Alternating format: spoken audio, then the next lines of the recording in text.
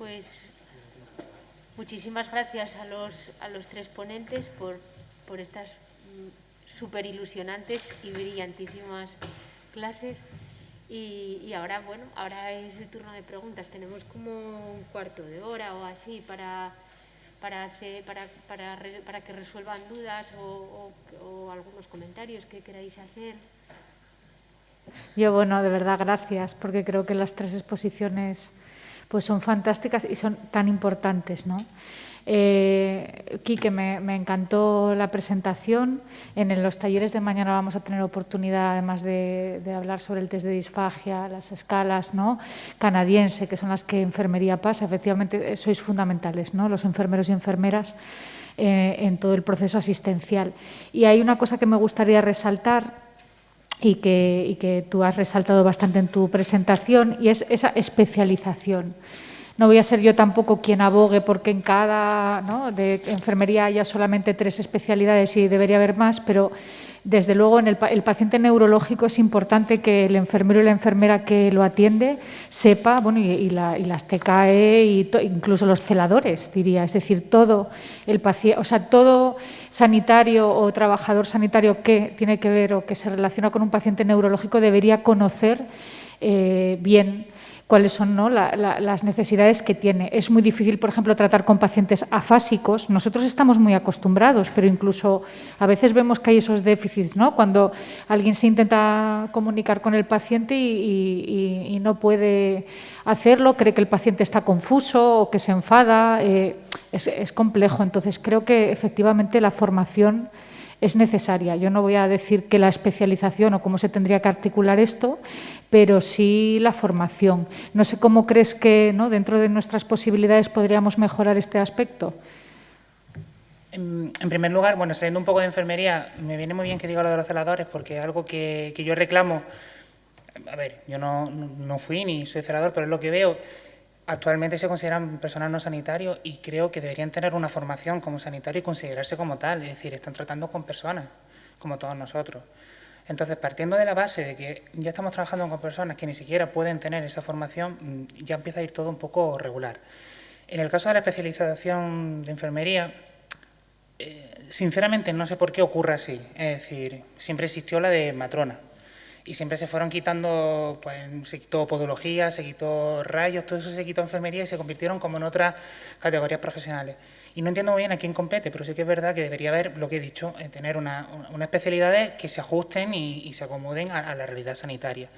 Y sobre todo, ya no solamente especialidades genéricas, porque pediatría, pues pediatría, salud mental es salud mental, pero si yo, por ejemplo, una especialidad que se espera que salga es médico-quirúrgica, pero si es que es lo mismo que tenemos ahora mismo, es decir, si yo soy enfermero, especialista en médico-quirúrgica, me pueden mandar a cardiología, como a neumología, como a neuro. Entonces, no tiene nada que ver. Y luego, por otro lado, ya digo, yo trabajé 14 años en UBI y ves mucho de neuro en UBI, porque es verdad que UBI es como un cajón desastre, es decir, ves todo. O sea, es muy guay porque precisamente ves de todo.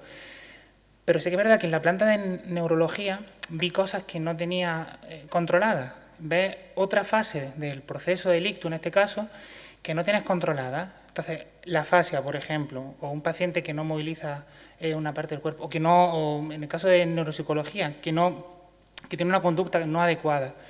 Pues esas cosas, si no tiene una formación específica, no las puedes saber. Es decir, y actualmente, tal y como está planteado el papel de la enfermería, te suelta en una planta de neurología y con la formación que tú tengas. Entonces, claro, ya no es por nosotros, o sea, no es por nosotros por tener un título o una categoría, sino simplemente pensando en el paciente. Es decir, a mayor especialización y a mayor formación, pues mejores condiciones, mejores cuidados podemos dar al paciente.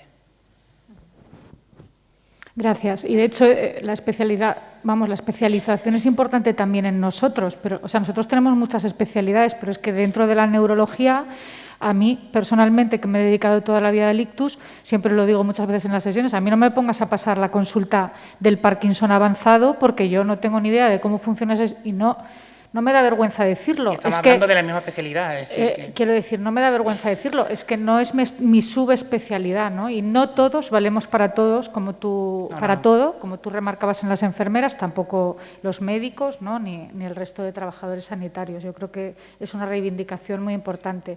Y estoy muy de acuerdo contigo, voy a aprovechar porque es que lo he apuntado, lo de tu odio hacia la frase «siempre se hizo así». La odio, a muerte, la verdad. Es que la comparto, ¿vale? Es algo que persigue y me persigue y tengo que reconocer, he estado muchos años trabajando fuera, pero es algo que a la vuelta, tenemos aquí un gen asturiano, un poco de esto hielo que hay, siempre se hizo así, siempre se hizo así, y hay que luchar contra ese siempre se hizo así, porque las cosas pueden cambiar y tú nos has demostrado pues cómo aquí enfermería con la escuela de pacientes ha avanzado mucho. Espero que la escuela online también sea una oportunidad y que cuando trabajemos también en el proyecto Impulso pues podamos hacer cosas. Las cosas claro que pueden cambiar y si no cambian por lo menos haberlo intentado, pero sí, efectivamente no hielo que hay ni siempre se hizo así y quedarnos con eso, ¿no? No es solamente hielo que hay, es lo que hay, como dirían en mi tierra, ¿sabes? Me refiero que es un denominador común en cualquier parte que tú vayas. Yo he trabajado en varios hospitales y siempre, no es que esto siempre se hizo así. Bueno, pero si no da resultado habrá que hacer algo y para eso te puede gustar menos, como no podemos ser especialistas en todo, pero dentro de la enfermería también tenemos muchísimas abanico de posibilidades y uno de ellos es la investigación. Entonces yo animo a aquellos a que investiguen y sobre todo que se cuestionen si lo que estamos haciendo está bien, porque si lo que hacemos, lo de siempre, seguramente no esté bien hecho y el paciente a lo mejor pues no va a mejorar o va a ser siempre igual. Si estas personas que me mencionaba esta mañana, Sergio Calleja, no se hubieran planteado esas dudas, seguramente seguiríamos diciendo apoplejía y seguiríamos trepanando cerebros y poniendo heparina. Entonces, hay que preguntarse y dudar de todo y seguir investigando y publicando, claro. Yo tengo una pregunta que, bueno, creo que puede ser compartida para Jorge y para Juan. Por lo menos yo os he creído entender que la rehabilitación, no tanto psicológica como, no psicológica, se basa como en 3 pilares, que debe ser individualizado. ¿Vosotros creéis que a día de hoy hay los recursos suficientes para que eso sea posible? ¿O cómo se podría llegar a esa situación ideal? La respuesta para no ser gallego es que no. Yo creo que hace falta una inversión en nuestra comunidad y en otras muchas comunidades, pero ya veis que la complejidad del daño, la incidencia, la repercusión necesita inversión. Necesita inversión y es un desarrollo a implementar no en un tiempo determinado, sino en un desarrollo, ¿no? Eso me parece una cuestión más complicada, pero si hablamos de que necesita mayor inversión, pues es que la respuesta yo por lo menos lo tengo claro. Si me preguntan cómo hacerlo, pues es una pregunta difícil. Difícil porque compete a muchas disciplinas, a diferentes ámbitos, a toda una política sanitaria compleja de una comunidad, ¿no? Pero necesitamos inversión en recursos humanos, reorganización, conseguir ese entorno terapéutico tan importante, porque no solo una disciplina en un ámbito determinado, una incorporación de la neuropsicología que actualmente pues no tenemos, ¿no? Una implementación de la tecnología. Siempre digo que la rehabilitación es quizá de las técnicas biosanitarias con mayor capacidad de innovación y de avance tecnológico, ¿no? Entonces, para ello se necesita inversión. Bueno, a mí se me ocurre, ¿tú crees que estaría justificado? No se me ocurre, ¿eh? Por ejemplo, pacientes con un daño cerebral frontal, con una alteración de función ejecutiva, que tienen trastorno del ánimo, que realmente no sabe si es por la propia lesión, si es reactivo. Por ejemplo, en el caso de pacientes con hemorragias, antes de ponerle un ISRS, que sabemos que aumenta el riesgo de hemorragia, ¿tendría algún valor o estaría indicado una valoración previa antes de jugar un poco a las cocinitas? Bueno, hombre, yo insisto que yo creo que muchas de las cosas que yo comento están más que sabidas por vosotros. Es decir, que la neuropsicología la lleváis haciendo desde hace muchísimo tiempo. Lo único que pongo aquí un poco en escena es que se puede dar un poquitín de forma para que tengamos una comunicación más fluida, que podamos evaluarlo de forma adecuada. En el caso particular vuestro, con la experiencia que tenéis, yo diría que no es necesario, vosotros ya lo sabéis. Pero yo creo que algunas veces hay dudas con algunos pacientes donde queréis clarificar algunos aspectos. Digamos que desde el punto de vista de la enfermedad, vosotros sabéis, faltaría más, que voy a ser yo para decir lo que tenéis que hacer o no. Pero desde el punto de vista de las manifestaciones, cómo manejarlo, cómo entender lo que le está pasando al paciente, ahí sí que en un momento determinado una evaluación neuropsicológica puede aclarar cosas, como en otros momentos se ha hecho, ¿no? Otra cosa es lo que comenta, lo que dice Jorge, y haciendo un poquitín de abogado del diablo, diría, lo de si hay recursos, yo diría que habría que matizar. Los recursos, nos referimos públicos, ¿no? En principio sí. Porque en los privados va a crecer de forma brutal. Otra cosa es lo que tenemos que definir como ciudadanos y como profesionales, dónde queremos que se ubique eso y quién tiene acceso y quién no tiene acceso, porque obviamente la necesidad está ahí y si la gente no tiene en el sistema público la posibilidad de todo ese tipo de recursos, se van a ir abriendo como se van abriendo. Y nosotros como profesionales en el ámbito público y que aspiramos probablemente a que todo el mundo tenga acceso o todos aquellos que sea de forma adecuada, tenemos una responsabilidad de que se pueda hacer en un entorno público, ¿no? Sin menosprecio de que se pueda hacer otras alternativas que me parecen muy dignas, pero lo que quiero decir es, habría que contestar dónde, porque en el sistema privado pues cada vez se va abriendo más camino, cada vez hay supuestamente más recursos, obviamente para los que pueden, Entonces yo creo que eso es un problema importante y hay un componente de responsabilidad que tenemos que asumir los ciudadanos, los profesionales y además lo que aspiramos es a que lo haya en un entorno como puede ser aquí, en los diferentes niveles, porque también hay, como decíamos, en un entorno como el hospitalario probablemente hay unas fases aguda y subaguda y probablemente sean otros contextos donde haya que hacer ese otro aspecto de la rehabilitación y tener eso bien articulado. Yo creo que pasa primero porque los profesionales nos juntemos más, hablemos más el idioma y rompamos barreras entre servicios y entre diferentes niveles. Hay un paciente con una patología y una familia y ahí yo creo que todos tenemos que sumar.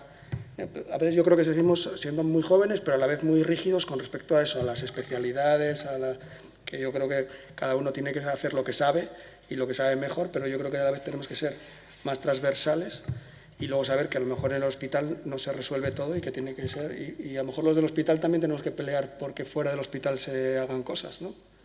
Yo no que no termine, ojo, eso ya es muy personal y cada uno puede hacer lo que estime oportuno, pero yo creo que tenemos que implicarnos como ciudadanos, como profesionales, si no nos vamos a quedar a medio camino y la gente se buscará donde pueda y como le vaya, ¿no?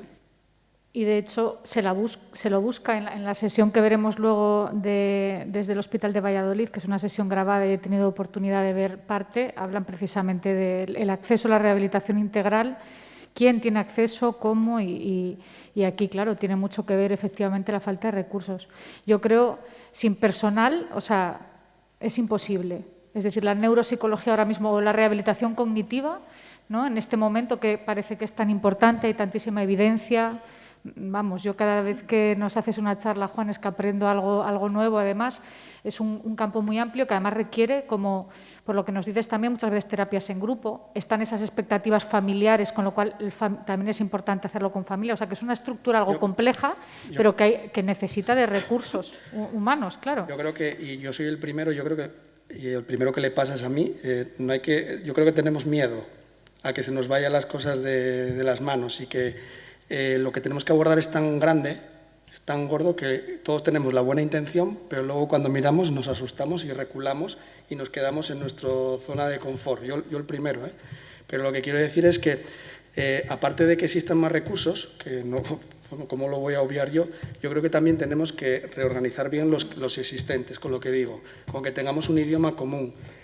Yo el tema de la rehabilitación cognitiva también tengo que reivindicar, parece mentira, pero el terapeuta ocupacional y el logopeda tienen que saber que con el neuropsicólogo van a encontrar un aliado, no lo contrario. Entonces, ellos están trabajando en muchos aspectos y a veces en condiciones muy difíciles. Y yo lo que digo es que se puede reorganizar y la incorporación del neuropsicólogo puede dar un plus para que tengamos un idioma común, sabiendo que luego cada uno tiene que ir a lo suyo, por decirlo de una manera, pero a la vez juntos, pero ¿no? Y luego, lo dicho, a veces los aspectos emocionales, pues a lo mejor al neurólogo y el tema familiar y demás, pues le resulta un poco más complejo cómo manejarlo, no tienes tiempo, te piden otros objetivos, pero bueno, hay que saber delegar y la implicación, en este caso del psicólogo o de salud mental también, ¿no? Del psicólogo clínico, del psiquiatra, también es muy importante, y luego todo el tema de trabajo social, etcétera. Yo creo que eso, que cada uno desde su sitio, ser un poco solidario. Yo creo que, a ver, sin meternos en terrenos pantanosos, yo creo que la patata está en otro sitio. Yo creo que los profesionales y sobre todo ya, refiriéndome a Luca, el equipo de neurología, todas las personas, vosotros, nosotros, todas las personas que intervenimos en la atención de este tipo de pacientes, yo creo que el esfuerzo está siendo máximo. La divulgación, la preocupación, mira, después de una pandemia, este mismo curso lo demuestra. A ver, yo creo que los pacientes, las familias, la sociedad está demandando y se está viendo con los casos que cada vez hay más, bueno, el porciento de la enfermedad. Pero es que yo creo que tenemos todos claros, y no sé si tengo razón, de que hay cosas que venden y cosas que no venden. Cosas que hay dinero y otras que no. Y el ictus, que es el tema que nos trae hoy en día, yo creo que no es, pues, lo que vende.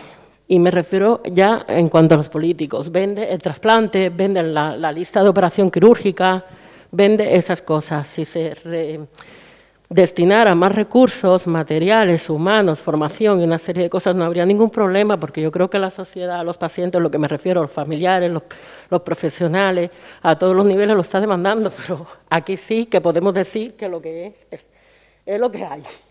Desgraciadamente, porque se puede estar luchando durante muchos años y por mucho que luchemos más, que hay que seguir, porque hay que seguir, pero es en muchos ámbitos. Y no sé si tendré un poco de razón, pero yo creo que está ahí, la muestra. Y esto es una cosa delicadísima que afecta a muchísima parte de la población y, sin embargo, el resumen de... ¿Cómo se llama usted? Juan Carriles. Eso, de Juan y de todos en general, lo acaba de decir por sí mismo, de la falta de recursos para poder dar más todavía de lo que se está dando. Vamos, eso no.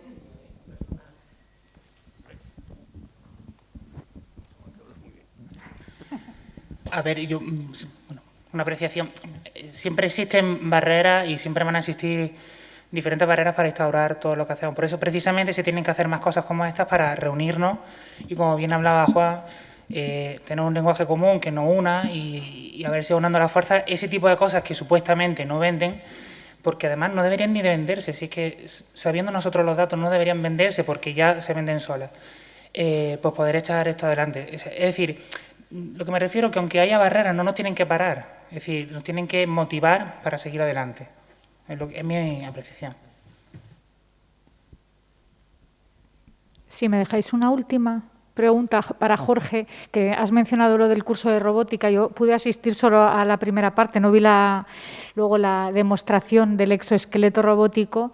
La verdad es que es impresionante y sobre todo me pareció bastante impresionante ver los estudios que hay con las interfaces, ¿no? Cerebro-exoesqueleto, y sobre todo porque parece que lo que hacen es estimular precisamente la neuroplasticidad. No sé si esto, yo le preguntaba en la audiencia ese día, si para el ictus crees que hay un futuro, porque sobre todo son exoesqueletos que están más diseñados para el lesionado medular, es donde hay más estudios. ¿Crees que en el ictus hay, aparte de la robótica del brazo, que es lo que está más...